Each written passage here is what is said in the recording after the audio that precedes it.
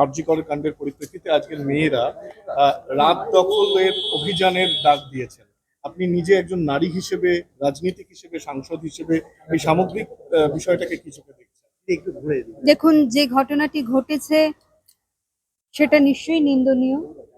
আমি একজন মা, প্রথমত আমি নিশ্চয়ই যারা আজকে যে ঘটনার ডাক দিয়েছে স্টুডেন্টরা যারা আছে, আমি তাদের সেই দাবির পক্ষে আছি আমি একজন মা হিসাবে।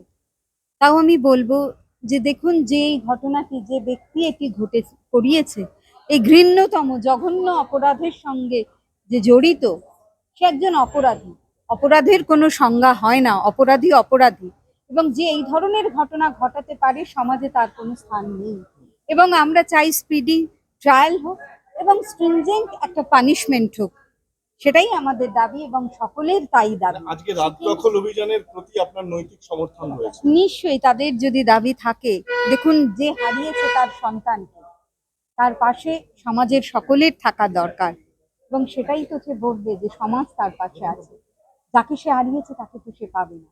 আমি নিশ্চয়ই একজন মা হিসাবে, সংসার পরের কথা, আমারও একটি মেয়ে আছে, আমি মা হিসাবে তার পাশে আছি। সুখেন্দুশেখর রায় উনিও বসছেন, উনি একে নৈতিক সমর্থন জানিয়ে তার বাড়ির সামনে নেতাজি মূর্তি স্ট্যাচুতে ধর্নায় বসছেন।